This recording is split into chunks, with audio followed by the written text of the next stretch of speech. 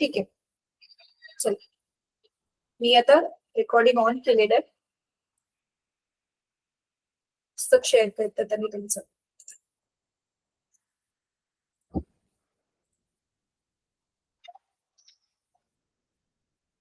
हा, आता ना मला सगळेजण प्लीज सांगा, फक्त हो नाही म्हणा तर मला समजेलच.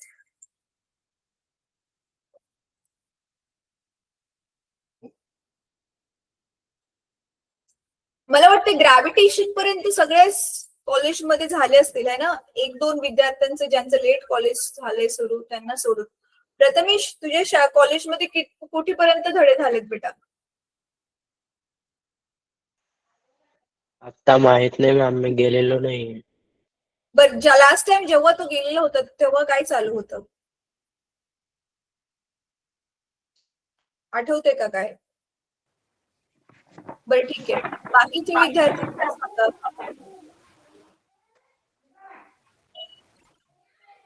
बरं ठीक आहे मुलांना, काय हरकत नाही. बघा, मेन काय आहे ना, तुमचा जो हा 11वीचा सिलेबस आहे तो तुमच्या 12वीसाठी पण पाया असतो, राईट? तर आपण तर लाईनीमध्येच चाललोय. आता बघूया, हा मला वाटतं आपण टार्गेट हे ठेवू की कमीत कमी तुमचे जानेवारीच्या एंड पर्यंत सगळे धडे संपतील, हे आपण असं टार्गेट ठेवूया.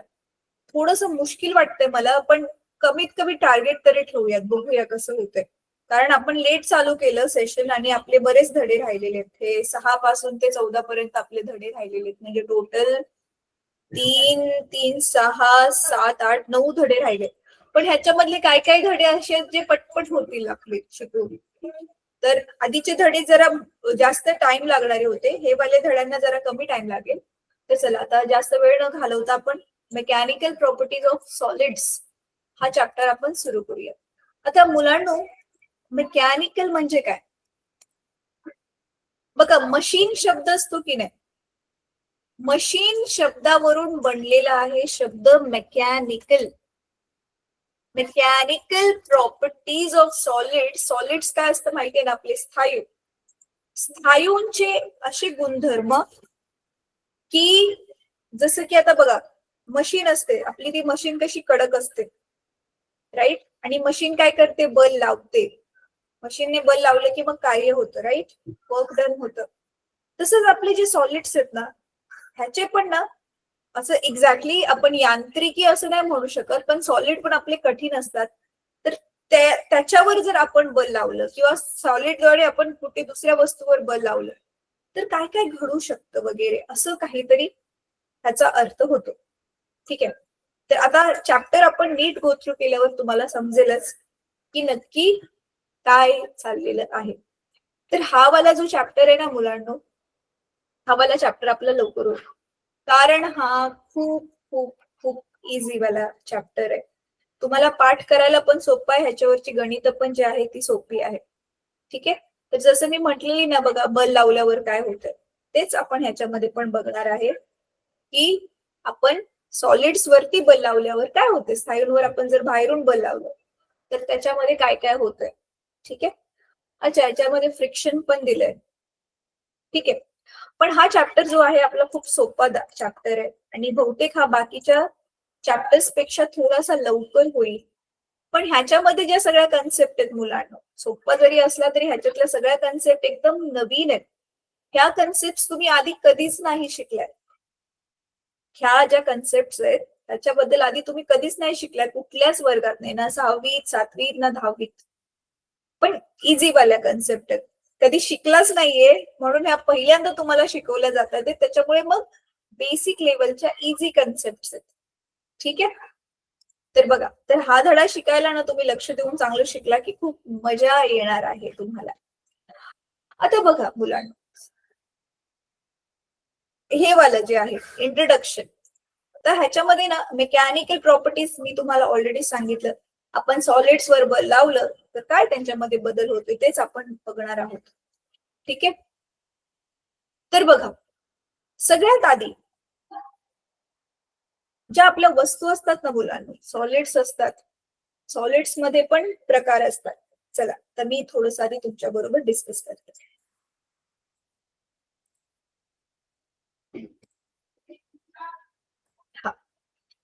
सॉलिड्स मध्ये पण प्रकार असतात. कोणते कोणते सॉलिड्स मध्ये प्रकार आहेत? जसे एकदम बघा लोखंड दगडासारखे एकदम कडक सॉलिड्स, ज्याच्यावर तुम्ही किती पण दाबा. आठवतंय तुम्हाला 9वी मध्ये होतं मुलांनो, नाही 9वीला नाही 8वीला होतं, इफेक्ट्स ऑफ फोर्स, बलाचे परिणाम. बल लावल्याने आपण काय काय बदल घडवू शकतो हे आपण आता 11वी मध्ये पण रिवाइज केलेलं आहे. बल लावल्याने आपण काय करू शकतो? थांबलेल्या वस्तूला गतिशील करू शकतो, बरोबर आहे. गतिशील वस्तूला बल लावून आपण थांबवू शकतो. गती कमी जास्त करू शकतो, स्पीड कमी जास्त वाढवू शकतो गतिशील वस्तूची, दिशा बदलू शकतो. आणि शेवटची गोष्ट आपण काय शिकलेलो? आपण वस्तूचा बल लावून काय करू शकतो? आकार बदलू शकतो. हो की नाही? हो मॅम. ठीक आहे. तर आता माहितीये मुलांनो, 3 प्रकारच्या वस्तू आहेत आपल्याकडे. किती? 3 प्रकारच्या तुमच्याकडे वस्तू आहेत. आता त्या कोणत्या 3 प्रकारच्या वस्तू आहेत? एक एक करून आता आपण समजून घेऊया. तर पहिल्या प्रकारची वस्तू, नीट ऐका, पहिल्या प्रकारची वस्तू ती जिच्यावर तुम्ही बल लावत चाललाय, पण आपल्याला दिसेल असं काय त्या वस्तूमध्ये बदल घडतच नाहीये. उदाहरणार्थ दगड. रस्त्यावरून एक दगड घ्या आणि त्या दगडाला दोन्ही हातांच्या मध्ये खूप जोरात दाबा दाबा दाबा, काय फरक पडतोय त्याच्यावरती? आपलाच हात दुखेल ना, राईट? तर अशा प्रकारची जी बॉडी असते ना, अशा प्रकारची जी बॉडी असते, अशा प्रकारचा जो स्थायू असतो त्याला म्हणतात रिजिड बॉडी. मग मी व्हाईट बोर्डवर पिन शेअर करून तुम्हाला सांगते काय म्हणतात त्याला. रिपीट करा माझ्या मागे. Rigid body. येस, त्याला म्हणतात रिजिड बॉडी. मी आता लिहून दाखवते तुम्हाला.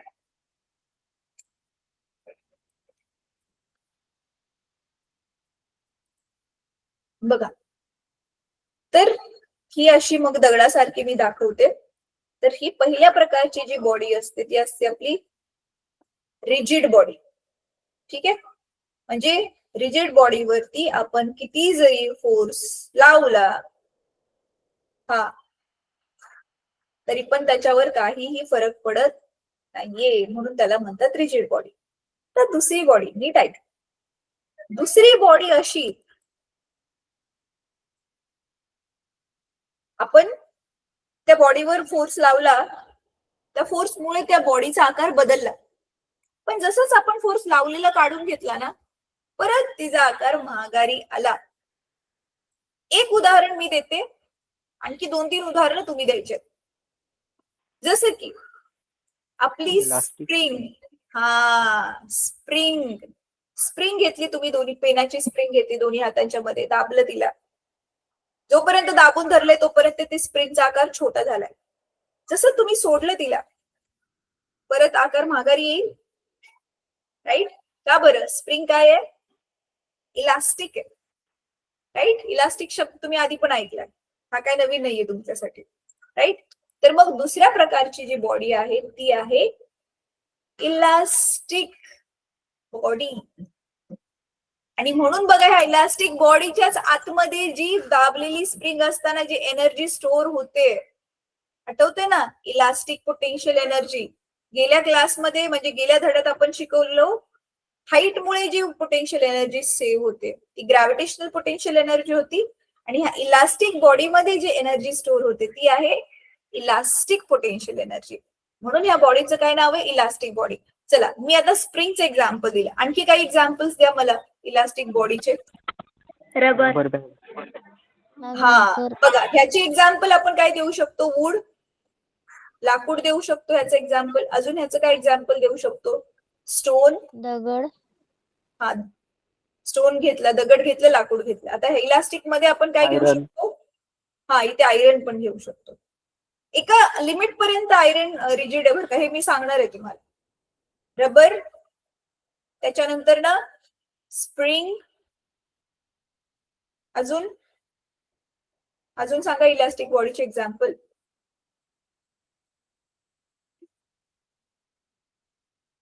रबर घेतला, स्प्रिंग घेतला,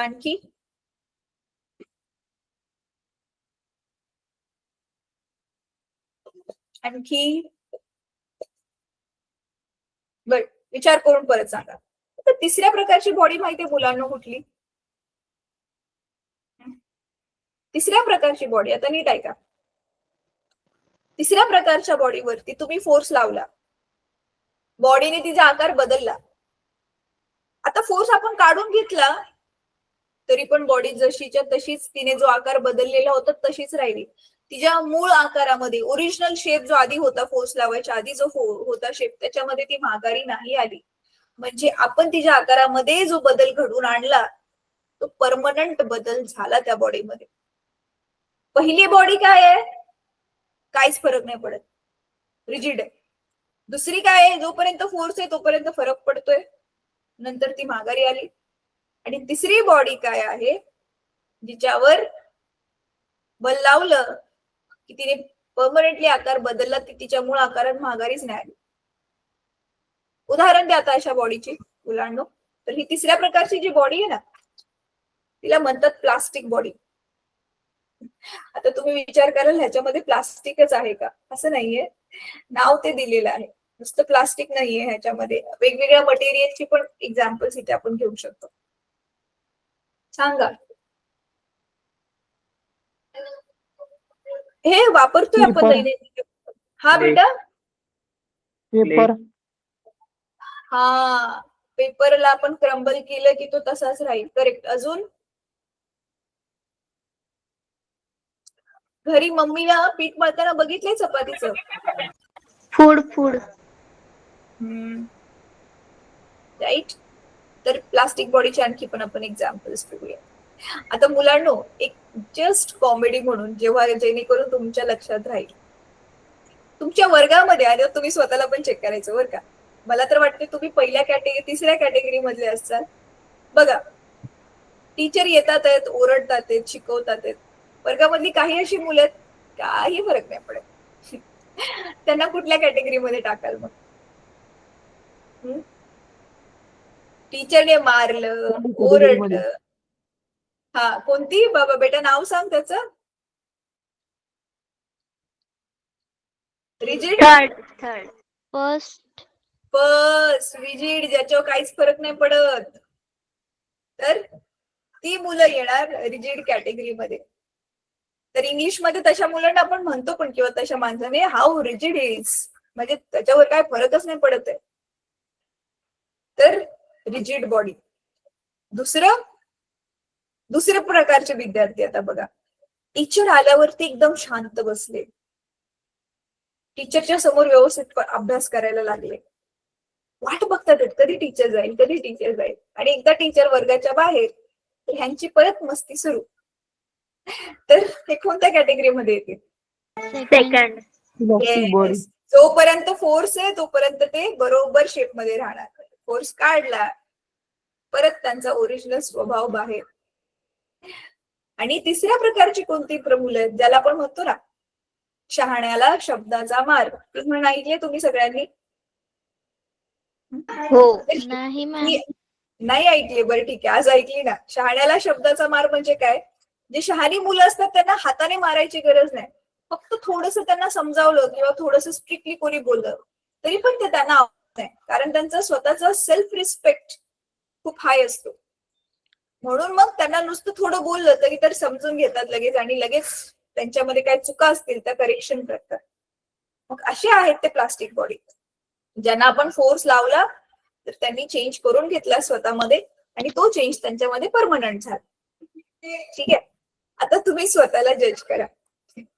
चॅट बॉक्स मध्ये टाका की तुम्ही 1, 2, 3 कशामध्ये आहात, तुम्हाला काय वाटतंय.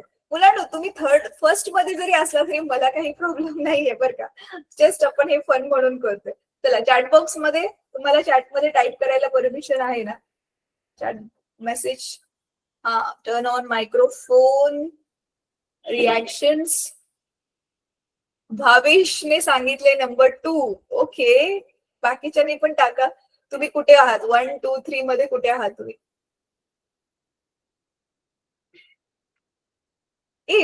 सांगा लवकर. जयेश नंबर 3 मध्ये. ओ ग्रेट, चांगली गोष्ट आहे. मला वाटतं तुम्ही सगळेजण आयदर 2 मध्ये असाल किंवा 3 मध्ये असाल. आय डोंट थिंक 1 मध्ये कोणी असेल. अच्छा, रितिका पण नंबर 3 मध्ये आहे. अच्छा, ऋतिका नावाने बहुतेक दुसऱ्या विद्यार्थिनीने कोणीतरी जॉईन केलेलं आहे. ठीक आहे. आणखी बाकीचे? प्रथमेश पण नंबर 3 मध्ये. ओके, चला, म्हणजे मेजॉरिटी आतापर्यंत 3 मध्ये. अच्छा, नूतन पाटील 2 मध्ये आहे. अमृता 3 मध्ये आहे. Okay, great great. चला, व्हेरी गुड. फनी आहे की रे हा टॉपिक मुलांनो? 3 पण आणि 2 पण. अच्छा, ललित कुमार नावाने ज्याने जॉईन केले, ज्या विद्यार्थिनीने. ओके, तर काही गोष्टींसाठी 2 आणि काही गोष्टींसाठी 3. हो, असं पण असू शकतं मुलांना. डेफिनेटली. आता माहितीये, आता ह्याला जर आपण वेगळ्या पद्धतीने घेतलं, जस्ट 1 मिनिट घेईल मी ह्या गोष्टीसाठी. ह्याला जर आपण वेगळ्या पद्धतीने घेतलं, कसं वेगळ्या पद्धतीने, की तुमच्या आतमध्ये ज्या चांगल्या गोष्टी आहेत, जसं की तुमची इमानदारी आहे, तुमची अभ्यास करायची सवय आहे, तर मग बाहेरून किती पण तुमच्यावर फोर्स आला, बाहेरून फोर्स म्हणजे पाऊस पडतोय, तब्येत ठीक नाहीये, घरामध्ये वातावरण नाहीये अभ्यासाजोगं, किंवा काही गोष्टी अशा घडतात की ती तुमची इमानदारी सोडण्यासाठी तुमच्या मागे पडलेल्या आहेत, तरी पण तुम्ही त्या तुमचा ज्यावेळी चांगलेपणा नाही सोडत, त्यावेळी मग तुम्ही चांगलीवाली रिजिड बॉडी बनायला मग. तर काय काय ठिकाणी आपल्याला रिजिड बनायचं असतं, काय काय ठिकाणी इलास्टिक बनायचं असतं, काही काही ठिकाणी प्लास्टिक बनायचं असतं. तर आपल्यामध्ये ह्या तिन्ही गोष्टी असायला हव्या. फक्त कुठली गोष्ट कुठे वापरायची हे माहिती पाहिजे. बरोबर आहे? चलो, गुड. आता पुढच्या टॉपिक वर जाऊयात. आता मुलांनो, आता आपल्याकडे समजा ही तो सॉलिड आहे, कारण आपण सॉलिड वरतीच फोर्स अप्लाय करतोय ना, तर ही आपली ही सॉलिड बॉडी आहे. आता आपण काय म्हटलेलं की त्या सॉलिड बॉडीवरती आपण काय करतोय, फोर्स अप्लाय करतोय. तर ह्या फोर्स मध्ये हा सॉलिड बॉडीचा जो काय आहे, शेप चेंज होतोय, राईट? शेप बदलतोय, म्हणजेच ओरिजिनली जो शेप होता त्याच्यापेक्षा ती आता बॉडी काय झाली, डीफॉर्म. बघा, फॉर्म म्हणजे बनणं, आकार बनणं, आणि आपण काय करतोय, त्याचा आकार बिघडवतोय ना आधीपेक्षा, म्हणून ह्याचं नाव आहे डीफॉर्म करणं. डीफॉर्म करणं म्हणजे त्याचा आकार बिघडवणं. तर आकार कोणी बिघडवला? आपण अप्लाय केलेल्या फोर्सने आकार बिघडवला. म्हणून मग ह्या फोर्सला आपण काय नाव दिलेलं आहे माहितीये? ह्या फोर्सला आपण नाव दिलेलं आहे डीफॉर्मिंग फोर्स. कळतंय का? इझी. कोण सांगेल मी काय सांगितलं ते? डीफॉर्मिंग फोर्स म्हणजे काय? कोण सांगेल? आता जे ऐकलं तेच सांगायचंय तुमच्या स्वतःच्या भाषेमध्ये. मराठीत सांगितलं तरी चालेल, मराठीतच सांगा.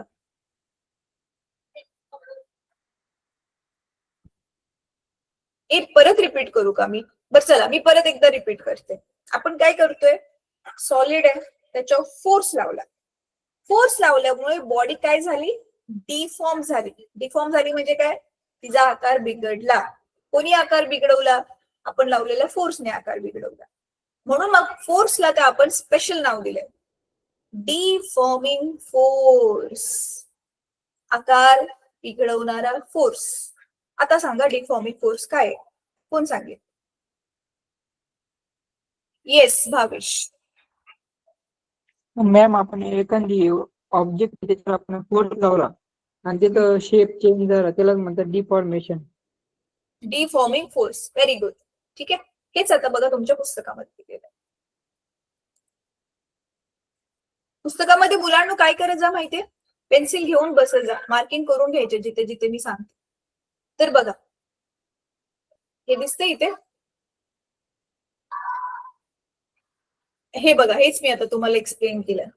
The form of a body is decided by its own size and shape. स्वतःच्या बॉडीचा एक स्वतःचा ओरिजिनल आकार असतो, जसं टेनिस बॉल आहे, फुटबॉल आहे, राईट? हे गोल असतात, स्फेरिकल असतात. आता आपण काय करतोय, when a force is applied to a solid which is not free to move, असं सॉलिड जे स्वतः मुक्तपणे नाही फ्री होऊ फिरू शकत, म्हणजे कुठेतरी बांधून ठेवले आपण असं वाले solid. The size or shape or both change due to changes in the relative positions of the molecules. त्यांचा साईज आणि shape relative position of molecules मुळे बदलतोय. म्हणजे काय, मी आता एक्सप्लेन करते तुम्हाला. Such a force is called deforming force. काय म्हणतोय आपण त्याला? अशा प्रकारचा जो फोर्स आहे त्याला आपण काय म्हणतोय? डिफॉर्मिंग फोर्स म्हणतो. कळतंय? तर मी सोप्या भाषेत सांगितलेलं आहे आणि थोडंसं कठीण केलंय, पण ते काही नाही, कठीण नाहीये, सोपंच आहे. मी तुम्हाला सांगते. सगळ्यात आधी तर आपण कशावरती फोर्स लावतोय? Solid which is not free.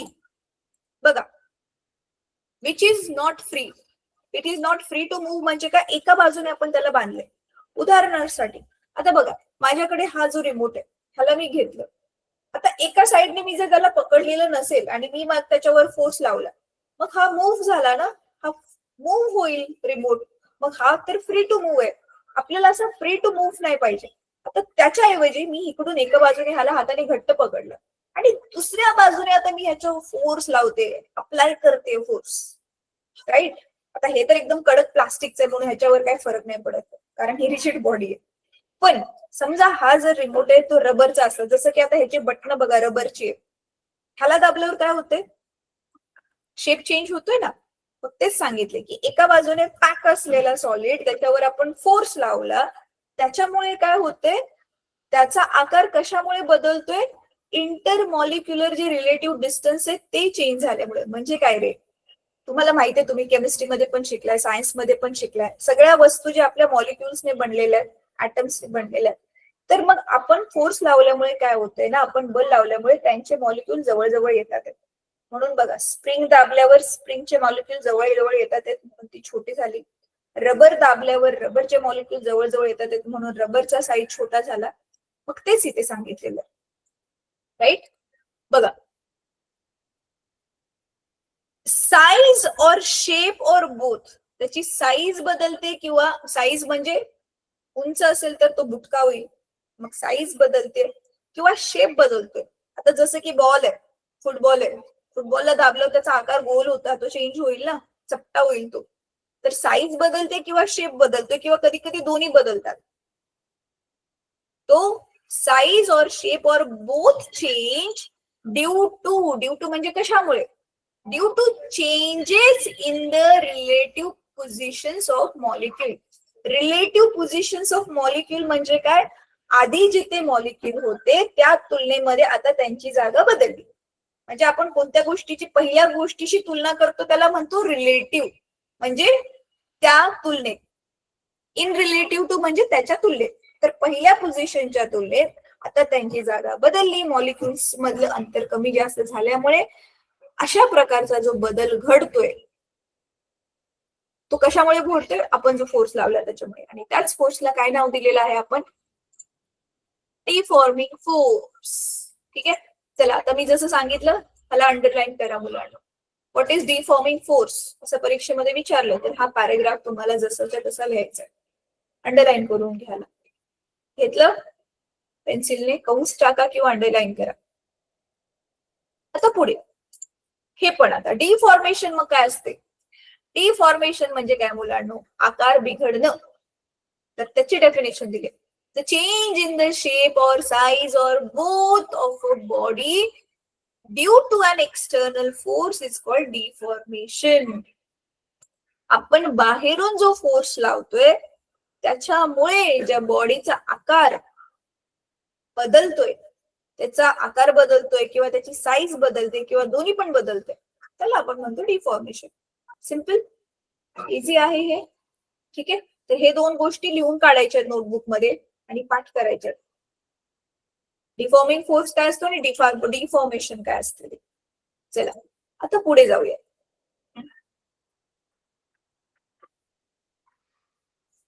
हे तुम्ही आता स्वतः वाचा मुलांना. हा, हे बघा, हे मी थोडंसं तुम्हाला एक्सप्लेन केलेलं आहे. इलास्टिसिटी आणि प्लास्टिसिटी काय सांगितलंय बघा. हे तेच मी ऑब्झर्वेशन जे आता म्हणाली ना, फोर्स लावल्यावरती ती जशीच्या तशी राहते. त्याची जी मग मुलांनो ती जी प्रॉपर्टी आहे ना, प्रॉपर्टी म्हणजे गुणधर्म. जसं आता बघा, स्थायूंचे गुणधर्म तुम्ही शिकलेला, धातू आणि धातू धड्यांमध्ये धातूंचे गुणधर्म तुम्ही शिकलेला. काय काय होते धातूंचे गुणधर्म मला कोण सांगेल? चला बघूया तुम्हाला किती आठवते 8वी 9वी 10वीचं केलेलं. आणि 10वीला काय तर तुम्हाला धातूचे धडा पण होता ना, कोण सांगेल? Good conductor of electricity. Yes, very good. Solids are good conductors of electricity. म्हणजे काय? धातू हे विद्युत धारेचे सुवाहक असतात. राईट, हा पहिला गुणधर्म. तसंच जे धातू डिफॉर्मिंग फोर्स लावला तरी पण त्यांच्यावर काही फरक नाही पडत आहे, त्यांचा हा जो गुणधर्म आहे त्याला म्हणतो आपण रिजिडिटी. तर रिजिड बॉडीकडे कोणता गुणधर्म आहे? रिजिडिटीचा. कळतंय? आपण म्हणतो हा खूप मस्तीखोर मुलगा आहे, मग त्याच्याकडे कोणता जो दुर्गुण आहे? मस्तीखोरपणा. हा मुलगा जो आहे तो खूप खरा आहे, त्याच्याकडे गुण कोणता आहे? खरेपणाचा. तसंच रिजिड बॉडी आहे, रिजिड बॉडीकडे कोणता गुण आहे? रिजिडिटीचा. कळते? रिजिड बॉडीकडे जी प्रॉपर्टी आहे तिला नाव दिले rigidity. Same to same elastic बॉडीकडे जी प्रॉपर्टी आहे तिला नाव दिले इलास्टिसिटी. प्लास्टिक बॉडीकडे जी प्रॉपर्टी आहे तिला नाव दिलेलं आहे प्लास्टिसिटी. तर हेच तुमच्या इथे पुस्तकामध्ये दाखवले बघ, दिसते हे इलास्टिसिटी, प्लास्टिसिटी. तर हे ऑलरेडी मी सगळ्यात आधी तर हाच पॅरेग्राफ मी तुम्हाला एक्सप्लेन केलाय, तर हा जरा एकदा वाचून घ्या. ठीक आहे. आता पुढे जाण्याच्या ऐवजी त्याच्या आधी ना मुलांना, मला पुढे जायच्या आधी मला एक गोष्ट तुम्हाला सांगायची. लक्षात घ्या, आपल्या निसर्गामध्ये जेवढे पण सगळे आसपास आपल्या स्थायू आहेत, मी काय म्हणते नीट ऐका. आपल्या निसर्गामध्ये जेवढे पण आपल्या आसपास स्थायू आहेत त्यापैकी कुठलाच, आपण ज्याला म्हणतोय ना रिजिड बॉडी, त्या स्थायूंमधल्या ज्या बॉडीजला आपण रिजिड बॉडी म्हणतोय, कुठलीच बॉडी 100% रिजिड बॉडी नसते. उदाहरणार्थ, तुम्ही काय केलं? दगडाला घेऊन दाबलं, काय फरक नाही पडला, पण त्याच दगडाला हातोड्याने मारा, काय होईल? फरक पडेल की नाही? मग काय झालं त्याच्या रिजिडिटीचं? तर कुठली पण बॉडी एका लिमिट पर्यंत रिजिड असते.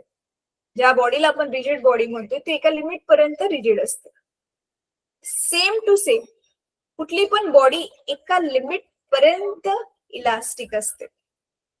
मुलींनी मला हे सांगावं, गर्ल्स, आपण जो रबर बँड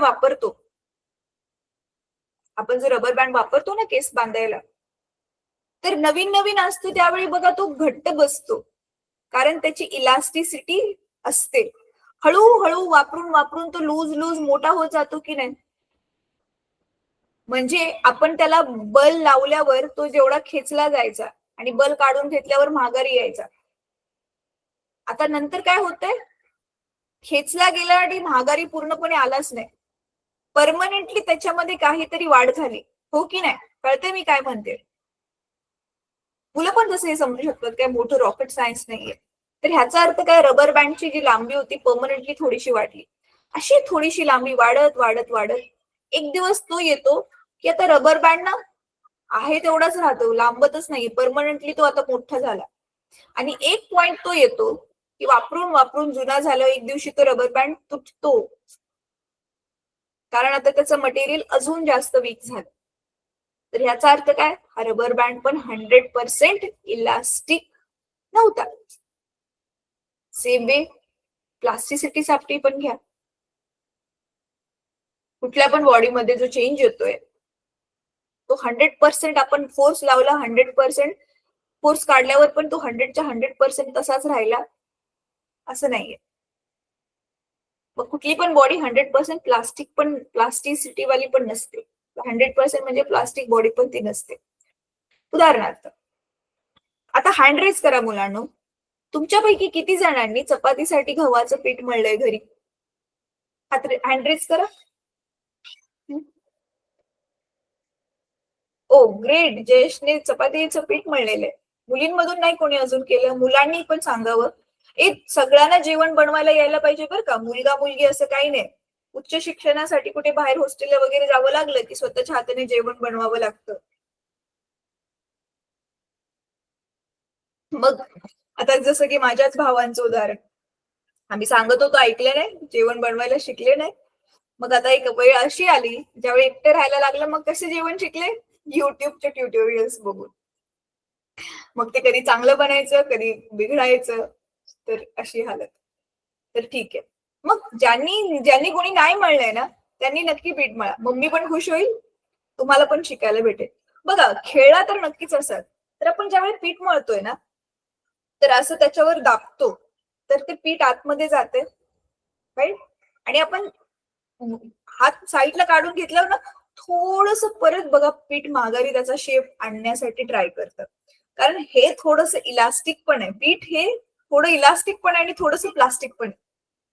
कळतंय तुम्हाला? तर प्लास्टिक बॉडी जी असते ती पूर्णपणे तिचा शेप माघारी येत नाही. म्हणजे पूर्णपणे 100% तिच्यामध्ये बदल होत नाही की आपण वल लावले आणि बदल झाला आणि तसाच्या तसाच राहिला, असं नाहीये. थोडंफार ती तिचा ओरिजिनल जो शेप असेल तो माघारी आणते. म्हणून स्टेटमेंट काय आहे? आसपासचे आपले जे सगळे सॉलिड्स आहेत त्याच्यापैकी कुठलीच बॉडी 100% ना प्लास्टिक आहे, ना इलास्टिक आहे, ना रिजिड आहे. आपल्या नेचरमध्ये 100% कुठलीच गोष्ट एक्झिस्ट करत नाहीये. समजते? ठीक आहे. कारण एका लेवलला जाऊन त्यांची ती जी प्रॉपर्टी आहे ती आपण ब्रेक करू शकतो. रिजिडिटीला ब्रेक करू शकतो, इलास्टिसिटीला ब्रेक करू शकतो, प्लास्टिसिटीला पण आपण ब्रेक करू शकतो. ठीक आहे. चला आता पुढच्या भागावर आपण जाऊयात.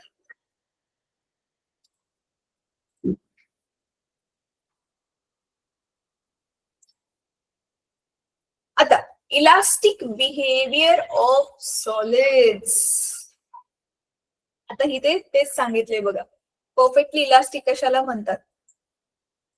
If a body regains its original shape and size completely and instantaneously, लगेचच, upon removal of deforming force, then it is said to be perfectly elastic. हे मुलांनो अंडरलाईन करून घ्या. ठीक आहे. इलास्टिसिटीची डेफिनेशन ही अंडरलाईन करून घ्या. परफेक्टली इलास्टिकची डेफिनेशन जी आहे ही अंडरलाईन करून घ्या.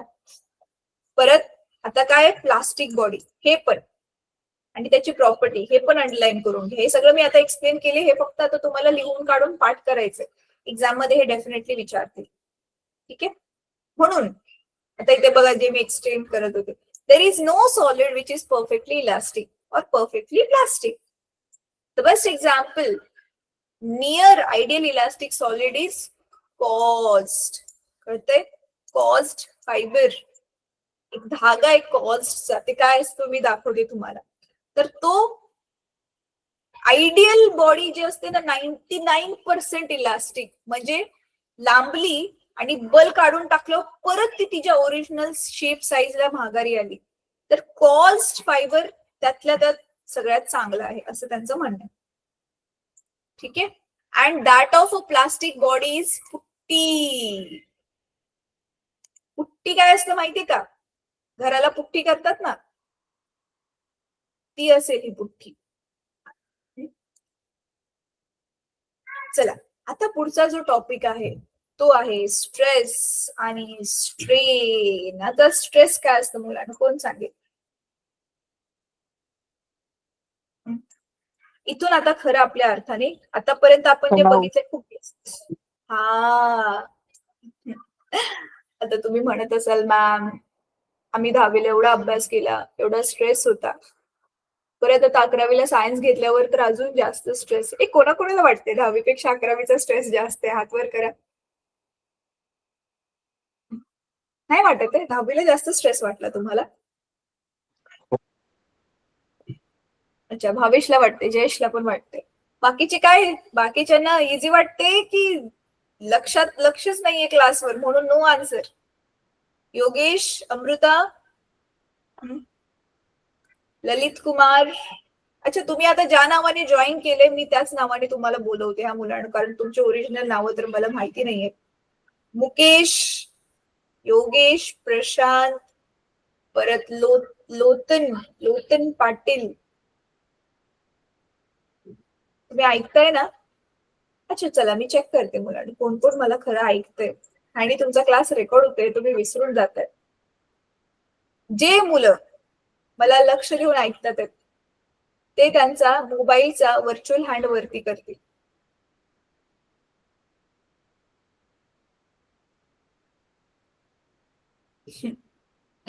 बाकीच्यांचं ह्याचा अर्थ लक्ष नाही हा. 3च हात वरती झालेत. भावेश, जयेश आणि योगेश आणि अमृता. ओके. मग योगेश, अमृता सांगा ना, किती सिंपल प्रश्न तर मी विचारलाय.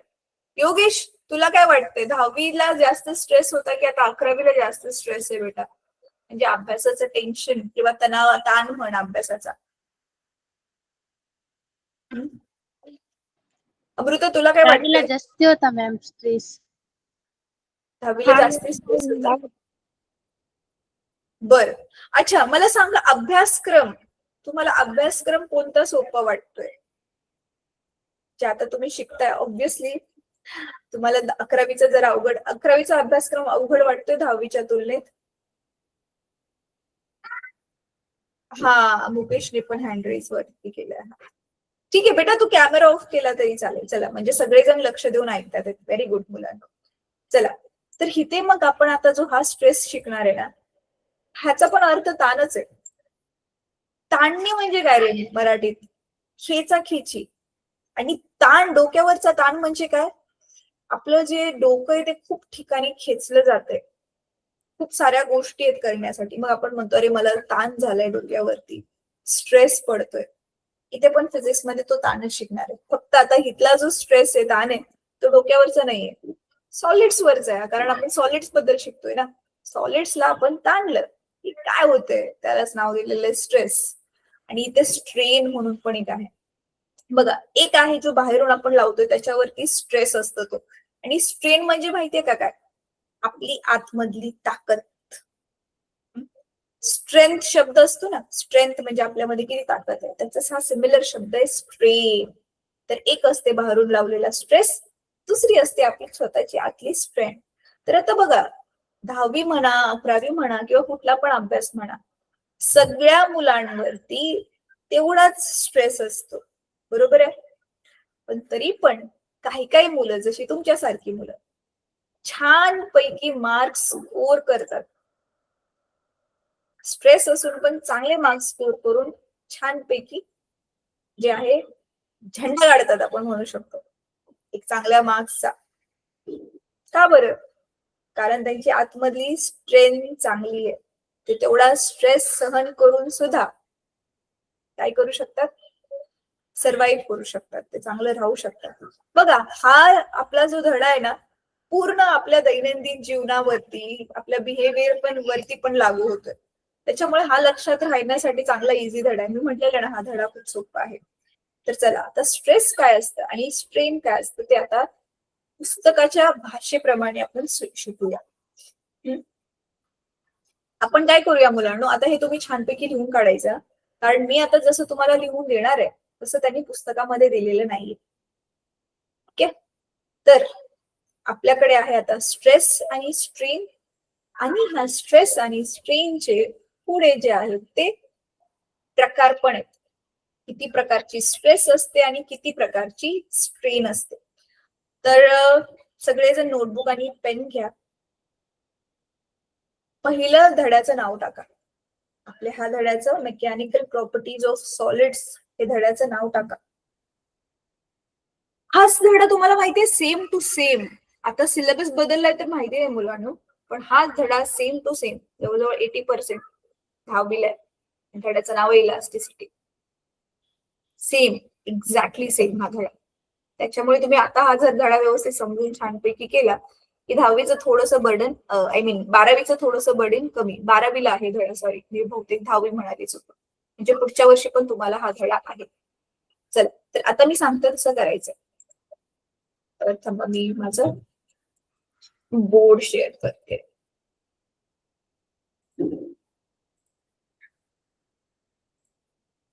तर माझं जसं फळ आहे ना, या फळात समजा माझं पान आहे, वहीचं पान आहे. तसं हे तुमचं पण जे वहीचं पान आहे, काय करा, एक लाईन खेचून बरोबर त्याचे ना इक्वल पार्ट्स मध्ये असे 2 तुकडे करा.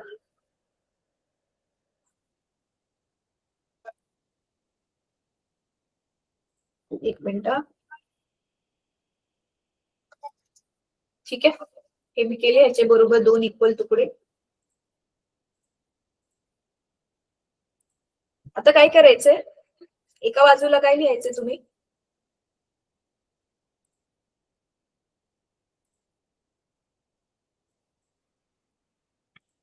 एका बाजूला लिहा स्ट्रेस मुलांना, इकडे लिहा स्ट्रेस आणि इकडे लिहा स्ट्रेन. ठीक आहे.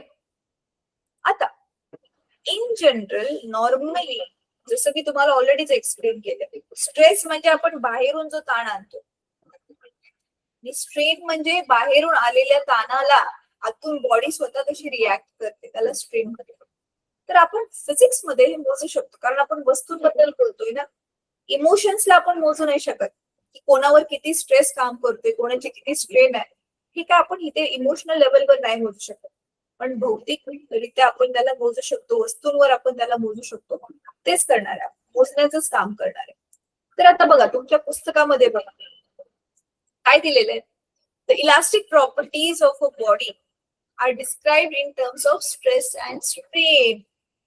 कुठल्या पण इलास्टिक बॉडीची जी प्रॉपर्टीज आहेत म्हणजे गुणधर्म आहेत, ते तिच्यामध्ये किती स्ट्रेस काम करते, तिचं स्ट्रेन किती, ह्या 2 फॉर्म मध्ये आपण त्याची व्याख्या करू शकतो, त्याला आपण डिफाईन करू शकतो. पुढे काय दिलेलं आहे आता बघा. When a body gets deformed under applied force, restoring forces are set up internally. म्हणजे काय होतंय, जेव्हा आपण बाहेरून फोर्स अप्लाय करतोय त्याच वेळी त्या बॉडीला ओरिजिनल स्थितीमध्ये आणण्यासाठी जो आतून बॉडीच्या फोर्स काम करणार आहे त्याला म्हणतात रिस्टोरिंग फोर्स. तो पण लगेच काम करायला लागतो. म्हणूनच बघा ना, इलास्टिक बॉडी परत माघारी का आली, कारण रिस्टोरिंग फोर्सने तिला माघारी आणलं. तर 2 फोर्स असतात मुलांना, एक असतो डिफॉर्मिंग फोर्स जो तिचा शेप बिघडवतोय, आणि बिलकुल ह्याच्या उलट काम करणारा रिस्टोरिंग फोर्स जो तिचा ओरिजिनल आकार माघारी घेऊन येतो. रिस्टोरिंग फोर्स, रिस्टोरचा शब्दाचा अर्थ कोण सांगेल मुलांना? रिस्टोर, तुम्हाला माहितीये काही काही वस्तूंचं आपण जतन करून ठेवतो.